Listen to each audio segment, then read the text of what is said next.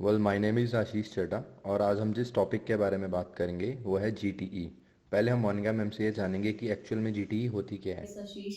आज हम जिस टॉपिक पे बात कर रहे हैं जीटीई जो टॉपिक है ये बहुत इंपॉर्टेंट टॉपिक है ऑस्ट्रेलिया के लिए। कोई भी स्टूडेंट जब फाइल लगवाने के लिए किसी भी एजेंट को कंसल्ट करता है तो एजेंट उससे मोस्टली यही कहता है कि आपकी जीटीई क्लियर करवानी बहुत टफ है।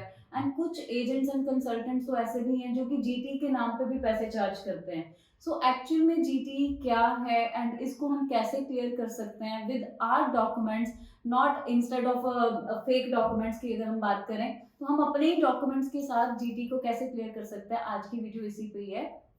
तो सबसे पहले मैं आपको बताती हूँ कि जीटी है क्या। जीटी ऑस्ट्रेलिया के लिए अगर हम बात करें तो जेन्युइन टेम्पररी एंट्रेंट।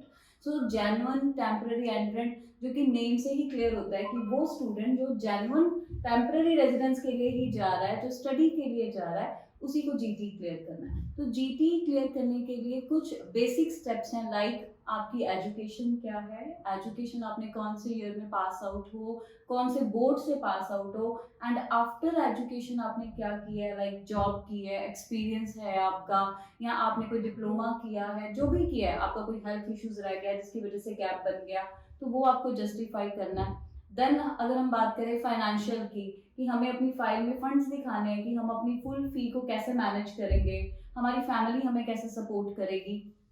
तो ये सारे स्टेप्स को फॉलो करके ही हम अपनी जीटी को क्लियर करते हैं। So these are the basic steps जिनको हमें फॉलो करना, लाइक हमारा एकेडमिक्स, हमारी इंग्लिश लैंग्वेज रिक्वायरमेंट, देन हमारा फाइनेंशियल कि हम अपने फंड्स को कैसे दिखाएंगे, एंड कौन सा प्रोग्राम करने जा रहे हैं, उस प्रोग्राम को करने के बाद ऑस्ट्रेलिया में क्या स्कोप है, एंड हमारी कंट्री में उसमें हमारा करियर में क्या स्कोप है, ये सब चीज़ें हमें क्लियर करनी है। हाँ मैम, आजकल बहुत सारे क्वेश्चंस आ रहे हैं रिलेटेड टू गैप जस्टिफिकेशन। तो आजकल गैप जस्टिफाई जैसे कर रहे हैं लोग कि कोई कुछ कर देगा, कोई कुछ टाइम पीरियड के लिए कर देगा, तो आपका इस चीज़ पे क्या ओपिनियन है मैम? गैप की अगर हम बात करें तो अगर हम ऑस्ट्रेलिया को लेके चले तो ऑस्ट्रेलिया की जो भी लेवल 1 की यूनिवर्सिटीज हैं वो 2020 पास आउट कैंडिडेट ही लेती है। अगर कोई यूनिवर्सिटी 2019 पास आउट कैंडिडेट ले भी रही है, आपके उस एप्लीकेशन को कंसिडर कर भी रही है, तो वो 2019 ऑनवर्ड्स आपके गैप को कवर मांगती है। बट गैप कवर करना डजंट मीन कि अगर आपने 2019 में +2 क्लियर करी है एंड आफ्टर दैट एक्चुअल में आपने कुछ नहीं किया बिकॉज 2020 में लॉकडाउन लग गया एंड आगे रीजंस आ गए, तो जब आप कुछ कर ही नहीं पाए तो आप वहां पे अगर कोई डिप्लोमा लगा दोगे तो वो डेफिनेटली फेक ही लगेगा। सो जो भी है रीजन, अगर आप उसको अपनी स्टेटमेंट ऑफ पर्पस में मेंशन कर दो तो वो एक जेन्युइन रीजन बनेगा जिससे कि जीटी इजीली क्लियर होगी। सो हमें कोई भी डॉक्यूमेंट लगाने से पहले ये ज़रूर सोचना चाहिए कि अगर हम इंडियन कल्चर को देखें तो +2 के बाद कोई भी स्टूडेंट जो है वो जॉब नहीं करता, वो ज़्यादा से ज़्यादा अपनी स्टडी को कंटिन्यू करता है या फिर वो अपने पेरेंट्स के साथ ही बिजनेस में इन्वॉल्व हो जाता है। सो हमें इन चीज़ों को ध्यान देना है कि हमने +2 के बाद अगर +2 एजुकेशन है तो उसके बाद हमने एक्चुअल में क्या किया वही दिखाओ, ना कि कोई भी फेक डॉक्यूमेंट लगाओ, क्योंकि फेक डॉक्यूमेंट के बेसिस पे अगर आप जीटी को क्लियर कर भी लोगे तो एम्बेसी की ओर से वीजा रिजेक्शन के चांसेस मैक्सिमम रहेंगे। सो बेटर है कि जो भी किया है, लाइक अगर कोई कोर्स किया है तो कोर्स लगाओ, अगर जॉब की है तो लगाओ, अगर नहीं की, पेरेंट्स के साथ इन्वॉल्व रहे हो तो वो भी चीज दिखा सकते हो। सो कोई भी फेक डॉक्यूमेंट नहीं लगाना चाहिए as per my opinion. And ma'am along with this कि आजकल टाइप्स बनाने बहुत डिफिकल्ट है, तो एम्बेसी को कन्विंस करने के लिए लोग अपने टाइप्स रिलेशनशिप कैसे शो करते हैं? जो एक मेजर पॉइंट रहता है रिजेक्शन में वो रहता है कि आपका फैमिली टाइज इतना स्ट्रांग नहीं है अपनी होम कंट्री में कि आप वापस आओगे।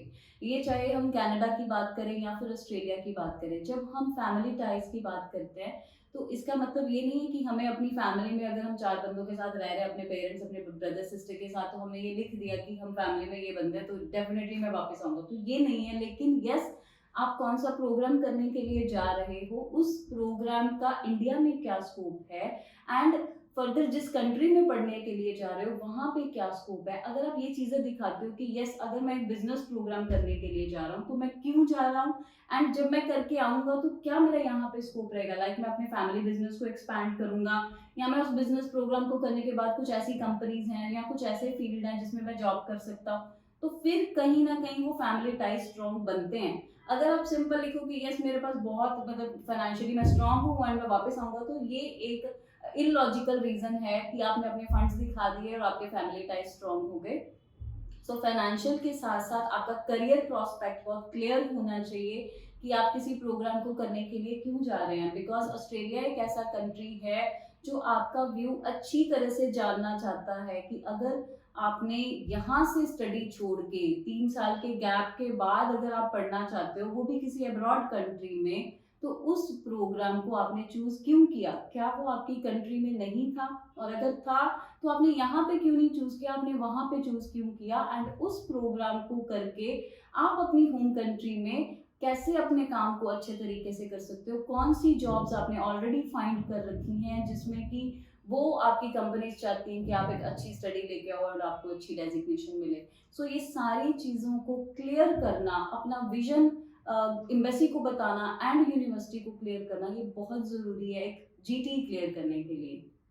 सो जीटी को लेके आपको डरने की कोई बहुत ज़्यादा ज़रूरत नहीं है। जीटी एक सिंपल वर्ड्स में कहें तो it's SOP, statement of purpose, कि जिसको हमें अपने आप को क्लियर करना है कि हम क्यों बाहर जा रहे हैं, हमारा विजन क्या है, मेरे पास फैमिली टाइज कितनी मेरी स्ट्रांग है अपनी कंट्री में, मैं फाइनेंशियली कितना स्ट्रांग हूँ, मेरा फैमिली मुझे कैसे सपोर्ट करेगा। अगर हम ये चीज़ें क्लियर कर देंगे तो definitely you will get your visa and आप अपना ऑस्ट्रेलिया का ड्रीम डेफिनेटली पूरा कर पाओगे।